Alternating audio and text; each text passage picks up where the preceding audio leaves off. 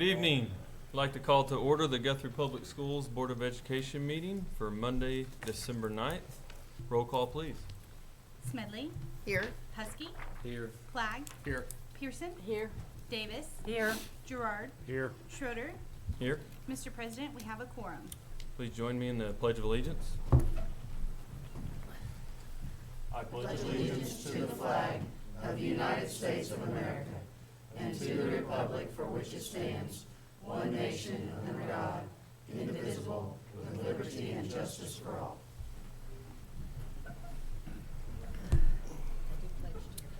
As we begin this meeting, let us pause for a moment of silence.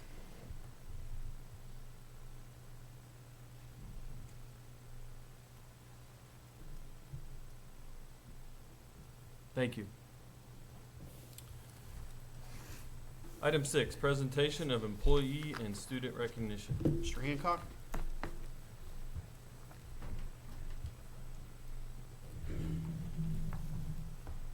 President Schroeder, members of the board, Dr. Simpson. Had quite a few nominees this month. First of all, with our student, our nominator was available for the acknowledgement, so I'll bring you a couple of student of the months in January. Our support employee of the month was Miss Margaret Williams at the high school. She was ecstatic when she received this. It was a great deal. And Miss Stevenson, who's one of our previous award winners, she's the one that nominated her, had wonderful reviews and things to say about her. So that was a great presentation. And then all our December certified is Miss Carly Black, our district psychologist. Mason Barton, one of the special ed, I think OT, nominated her. Kind of brought tears to her eyes whenever she was receiving the award. So these would be our employees of the month from both the high school and Guest. Thank you. Item 7, comments to the board by citizens registered to speak to the board. We have none? Comments to the board by any board members? See none? Item 8, superintendent's report. Got a lot going on, so I want to kind of run down a few things for you. First of all, there are 2 board seats that were up for election this year. Seat number 2, which is held by Mr. Flagg, and seat number 6, held by Ms. Davis. Both members filed for re-election and did not draw an opponent, so we look forward to 4 more years of working with Gail and Ron, and thank you for your service to the district. Greatly appreciate it. Congratulations to our high school football team as they have survived a gauntlet of playoff games and earned the right to play for the state championship on Saturday night. They're going to face our longtime rival, the Carl Albert Titans, at UCO's Chad Richardson Stadium. Kickoff is set for 7 o'clock p.m. And just a little historical note on that, the first time we've been to the finals since 2013. A lot of things, it's always busy this time of year, and I'm going to run down a few of the other things that are going on. The high school fall musical is this coming Thursday and Friday, December 12th and 13th at the Fogarty Auditorium beginning at 7:30 p.m. It's their production of 6, and I must confess, I wasn't familiar with the musical myself, so I did a little research. I found that it tells the story of the 6 wives of Henry VIII as they tell stories to determine which wife had it worse. So it should be entertaining. The Winter Band Concert is next Monday, December 16th, and the Winter Choir Concert is the following night, Tuesday, December 17th. Both concerts are at the Scottish Rite Temple. I found out today that was squeezed together. Usually we've got a little bit of a gap, but Mr. Throckmorton explained.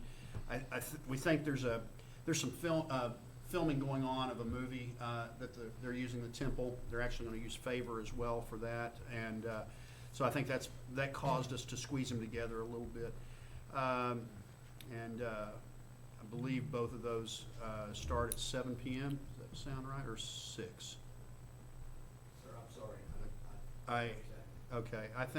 I believe they start at 7.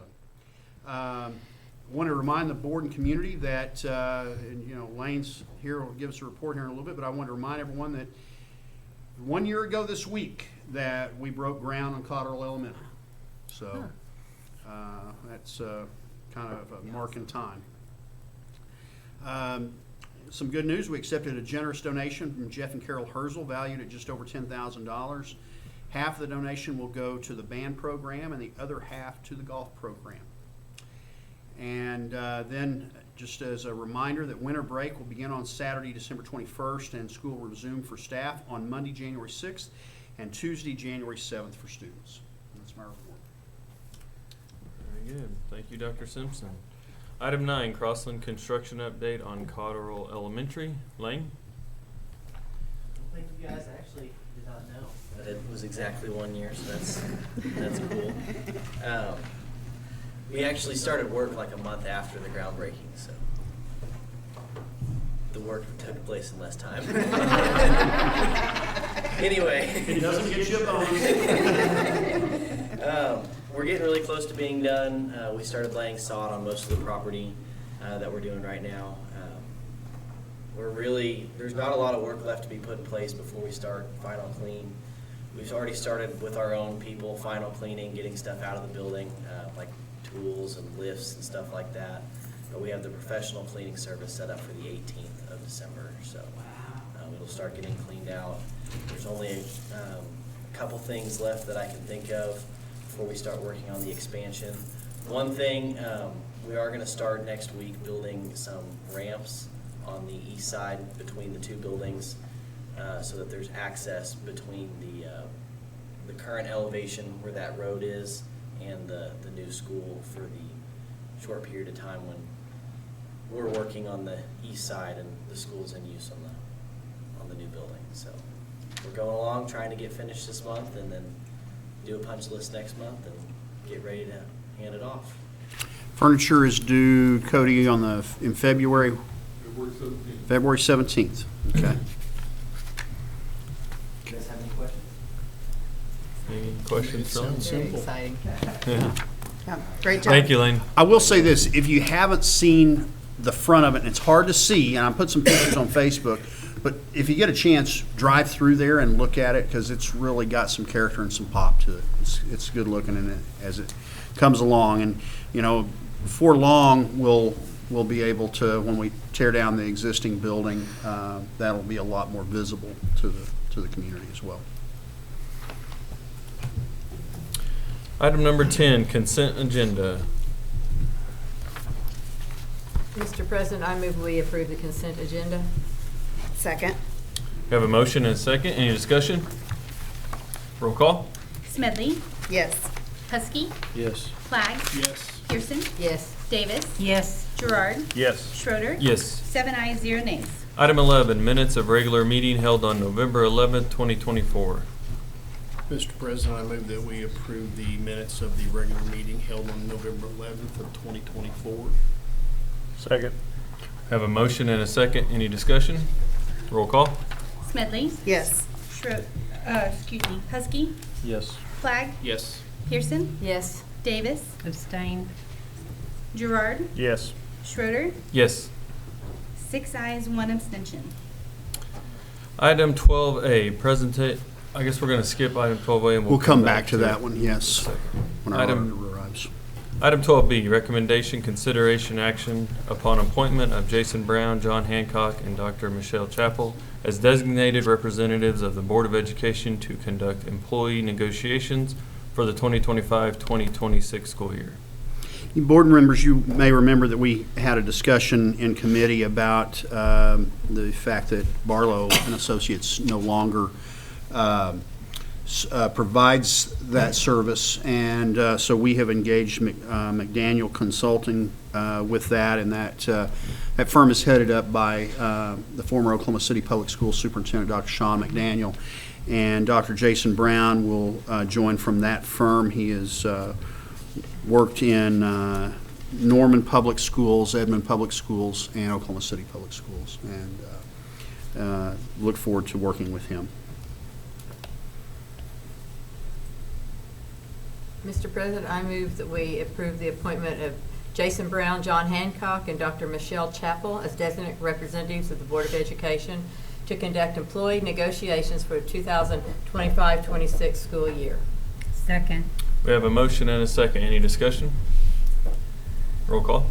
Smedley, Yes. Husky, Yes. Flagg, Yes. Pearson, Yes. Davis, Yes. Gerard, Yes. Schroeder, Yes. 7 ayes, 0 nays. Item 12C, recommendation, consideration, action upon contingency modification number 7 for Crosslink Construction. Page 84 of your board packet is where you'll find this listing. We had a discussion in property committee and a review of all this, and it is within the budget. Would recommend approval, and if we have questions, Lane is here, obviously, to answer them. Mr. President, I make a motion that we approve the contingency modification number 7 for Crosslink Construction. Second. We have a motion and a second. Any discussion? Roll call. Smedley, Yes. Husky, Yes. Flagg, Yes. Pearson, Yes. Davis, Yes. Gerard, Yes. Schroeder, Yes. 7 ayes, 0 nays.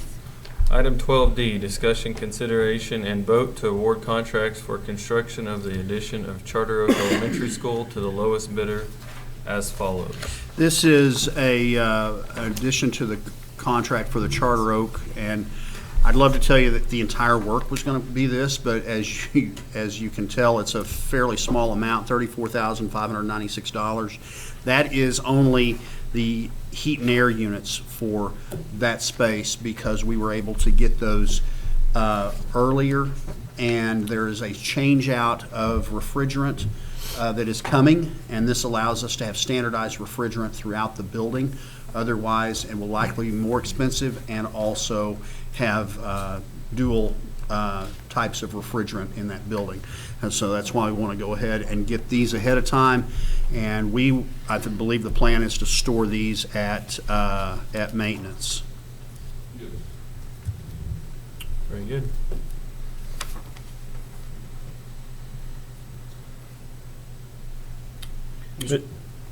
Mr. President, I make a motion to award the contract for the construction of the addition of Charter Oak Elementary School to the lowest bidder as follows. Second. We have a motion and a second. Any discussion? Roll call. Smedley, Yes. Husky, Yes. Flagg, Yes. Pearson, Yes. Davis, Yes.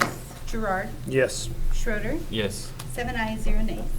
Item 12E, discussion, consideration, and vote to accept the guaranteed maximum price proposed by Crosslink Construction Company for construction of the addition of Charter Oak Elementary School.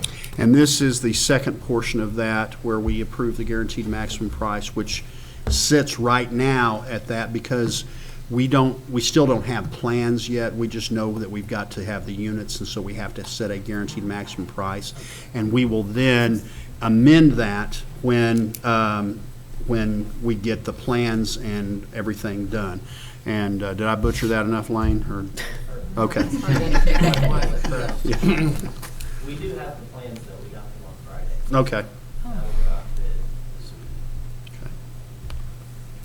this week. Go ahead. Mr. President, I make a motion to accept the guaranteed maximum price proposed by Crosslink Construction Company for the construction of the addition of the Charter Oak Elementary School. Second. We have a motion and a second. Any discussion?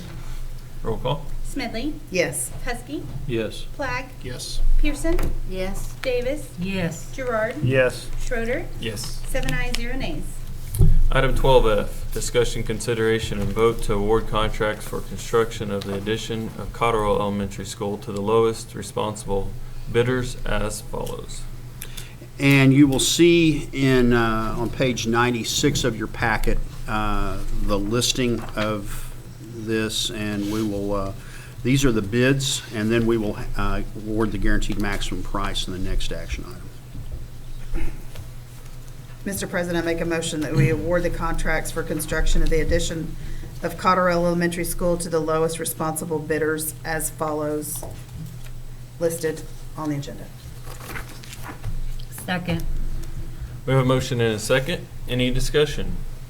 Roll call. Smedley, Yes. Husky, Yes. Flagg, Yes. Pearson, Yes. Davis, Yes. Gerard, Yes. Schroeder, Yes. 7 ayes, 0 nays.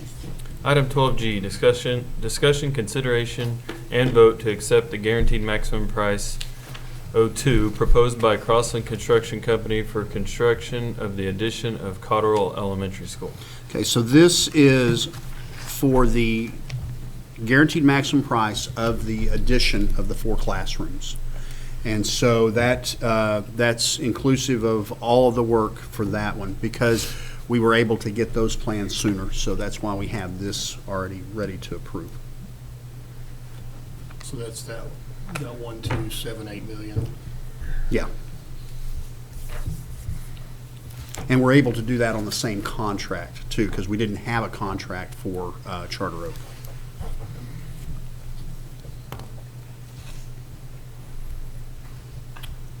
Mr. President, I move that we vote to accept the guaranteed maximum price 02 proposed by Crossland Construction Company for construction of the addition of Cotterill Elementary School.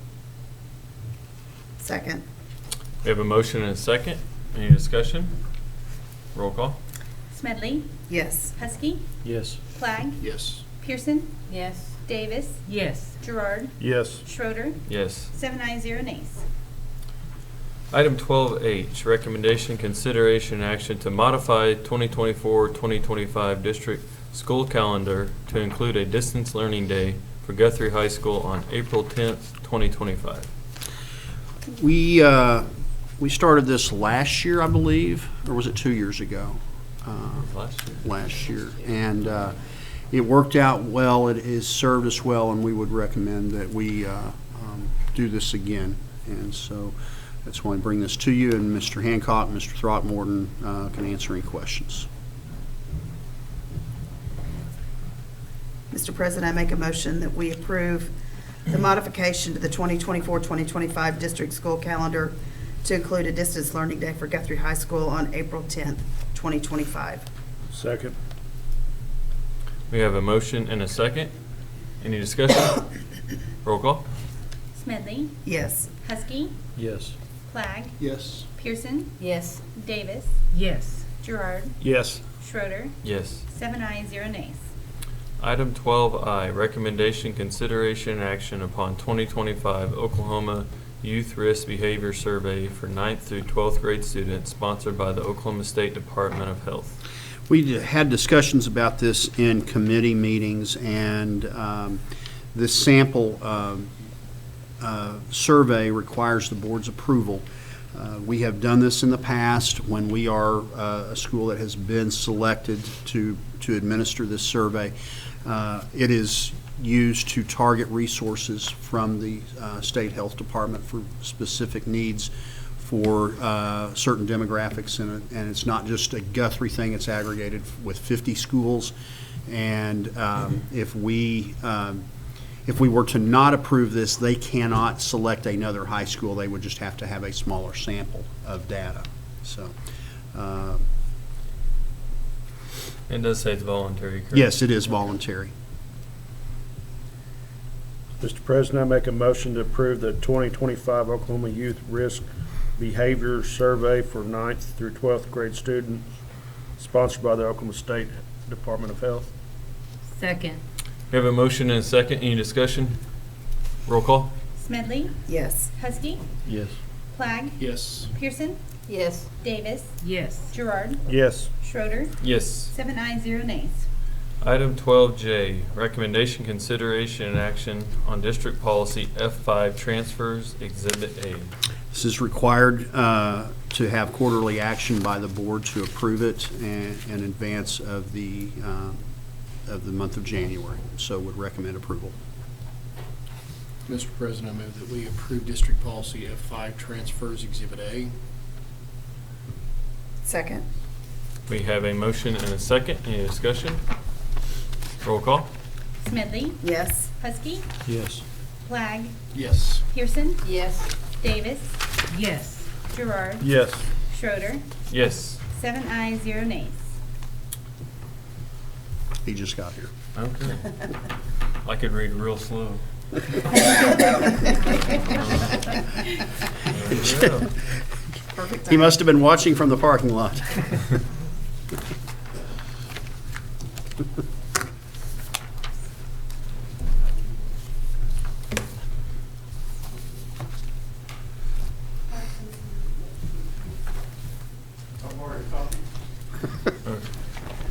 Item 12A, presentation of 2023-2024 audit by SMB CPAs and Associates PLLC.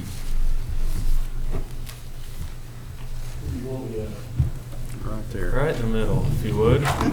Only this year. If you'll step to the middle there where that microphone. Right here? Yeah, that's perfect. I'm Jay Stage with SMB CPAs. Usually have Amy come. She's another one tonight, and I'm going to do it tonight. This is your 24 audit, 23-24 audit. You have 3 letters in this audit. On page 4 is the first one. It's an adverse opinion because we don't present it in generally accepted accounting principles. We present it on a regulatory basis, which is required by the state of Oklahoma. We don't show, it's a qualified opinion because we don't show general fixed assets. We don't depreciate them, we don't do a tax return, there's no reason to depreciate them. You should spend them, use them up, get rid of them, buy them. If you'll turn to page 7, this is your balance sheet. Have the general fund, special revenue, debt service, capital projects, and trust and agency. In the trust and agency, we have the activity fund, the gift fund, and the insurance fund. You see down at the bottom, we show the balance in the gift fund and the insurance fund. And then above the balance due to activity funds, $653,000. That's your balance. Those are not the school's funds, those belong to the projects. So we'll present, they won't be on the income statement, we'll present them later on in another report. Have cash of $6,800,000 in the general fund, warrants payable $3,340,000, and reserves $172,000. These are POs that have not closed out at the end of the year. We still have to expend those funds. We may have ordered items. We may have invoices coming in. Those will be paid in the next year. If we don't expend all those funds, then we'll close them out and bring them back into the financials next year. See down at the bottom, we got $3,355,000 in general fund balance. Those are unassigned. Those are what we use on the general operations of the school. The rest of them are restricted to the building fund, child nutrition, and the child care. I don't believe we expended any of the child care fund in several years. No. Next page, 8, is the income statement. Show the general fund, special revenue. We'll show a breakdown of the special revenue back towards the end of the audit. It breaks down the building fund, the child nutrition, and the child care. Same way with capital projects. There'll be an income and a balance sheet later on. Go through the general, we had $31 million of revenues. We expended $31,500,000 on teacher salaries, buses, support services, items for the classroom. Of that, probably about 82 to 85% is where you spend most of your money. You don't have a lot of money left to expend on other things. Again, we brought back in $32,000 from the from reserves last year. We stopped warrants. These are checks that were not cashed. We brought those back into the fund. We have a deficiency in revenues over expenditures of $2,500. Basically good wash this year. Left your fund balance pretty well the same as when you started. That's a good thing. Mm-hmm. Next page, page 9. This is an income statement too. It's the same as what's on page 8. The only difference is you have an original budget and a final budget. If there would have been changes to the budget, we'd have issued a supplemental appropriation. The board would have had to approve it, and those funds, before those funds could have expended, so you would have known about it. Pages 10, stop me. You go too fast or you have questions, because sometimes it just comes out. 10 through 19. These are your notes to your financial statement. There's a lot of good information in there. It's written by attorneys and accountants, so sometimes you better mark the place you're going to go to sleep. Page 14, general long-term debt. Have $11 million building loan funds in 2016. Those pay off in August of 25. 3.2 million, 2017, those pay off in October of 26. 10.5 million, combined purpose bonds of 22 pay off in August of 32. Next page, we have 2.2 million, combined purpose bond of 22, pay off in December of 32. And then combined purpose of 24, $3 million, pay off in June of 33. Turn over to page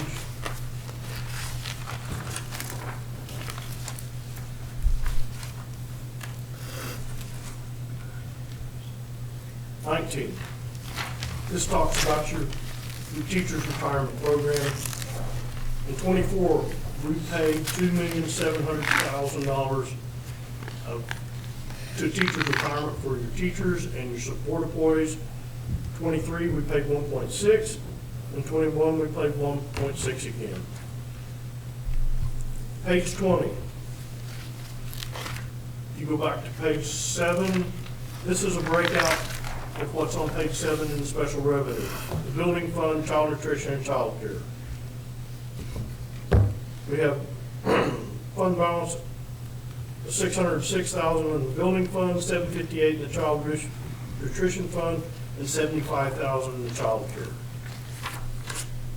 The next page is a breakout of our trust and agency funds. The activity fund, again, we'll show a breakdown of this later on individually. That's $669,000 total. Gift fund, $76,000, and insurance fund at $28,000. Page 22 is your income statement. This shows a breakout of your special revenue on page 8. Have revenues in the building fund of 1.7, child nutrition 1.7. We spent 1.7 in the building fund and 1.9 in the child nutrition. You say, well, $200,000 more. We had money and still have money that we have to expend from COVID. They just kept sending us money. Everybody rate free, so we have money to spend that we have to spend eventually. The state has not told us when we have to expend those funds by. Down at the bottom, we have building fund balance $600,000, child nutrition $758,000, and $75,000 in child care. Next page is income statement for trust and agency. You don't see the activity fund on here because those aren't your funds. We'll show that later on. They are the school's funds, but they're not to be used for general purposes. We have revenue in the gift fund of $42,000. We spent $3,000. We have $76,000 of fund balance and $28,000 of fund balance in the insurance fund.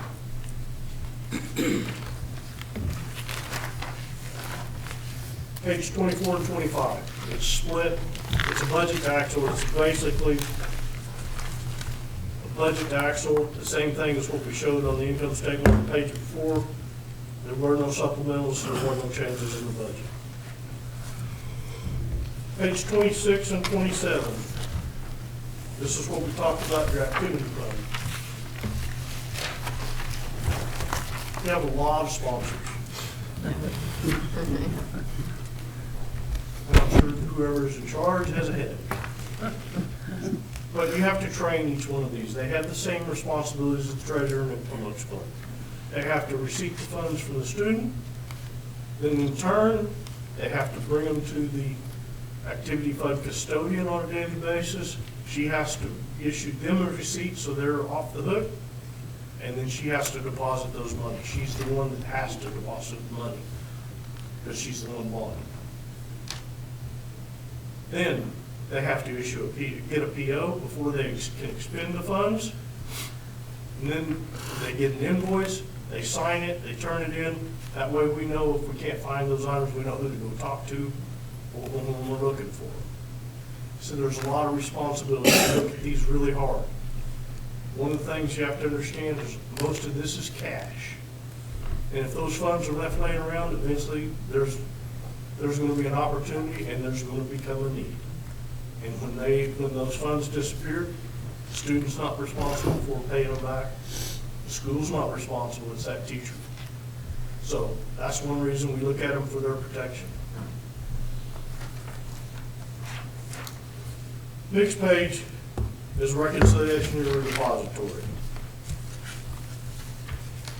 Page 29 is schedule of federal awards. This is the reason you have 3 letters. We spent $4.7 million in federal funds. When you spend over $750,000, then you're required to be uniform guidance on it. It's more work on your staff, more work on us. So you'll never not be uniform guidance. Probably. Even next in 2 years, it goes to $1 million. You still be uniform guidance. If you look down below, I talked about the COVID funds. Over to the right hand, we have child nutrition money to expend of about $700,000. And those are just funds that they sent us, and everybody got free lunches. So there was no money to spend at that time. Page 31 is our second letter. This is where we look at everything else. We look at your POs, we look at your receipts, we look at your salaries, we look at your teacher's retirement, we read your minutes, we look at bids, anything and everything that can have something to do that your staff touch, we look at. Next page, 33 and 34. This is your opinion letter on federal programs. You turn back to 35. Again, it's an adverse opinion because we don't present it in general fixed asset, general accounting principles. We present it as required by the state of Oklahoma. It's qualified due to the emission of fixed assets. There were no material weaknesses, no significant deficiencies, no non-compliance. It was a very good audit. We looked at Title I and COVID-19 CARES Act ARP. Of those, we have to look at 40% of that $4.7 million. Of that, we look at about 60% of what you spend in those programs. We found no problems.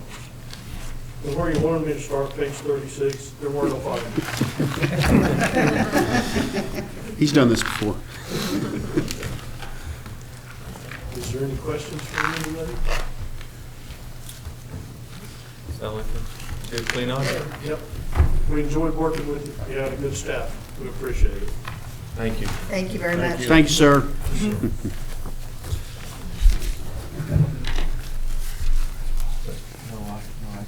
No, it's just Item 13, proposed executive session for the purpose of discussing employment of personnel, FMLA requests, resignation, separation from employment, and transfer of position requests, all as set out on the personnel reports.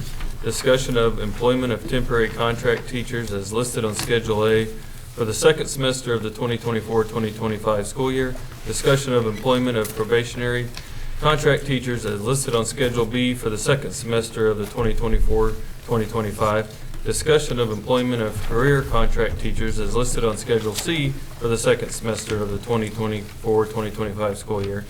Discussion of confidential conversation with the board's attorney concerning pending claims and litigation and periodic annual evaluation in terms of employment of Dr. Michael Simpson, Superintendent of Schools. Disclosure of which information would violate the confidentiality requirements of state and/or federal law, all pursuant to 25 Oklahoma statutes, section 307B, 1, 4, and 7. Do I have a motion to go into executive session? So moved.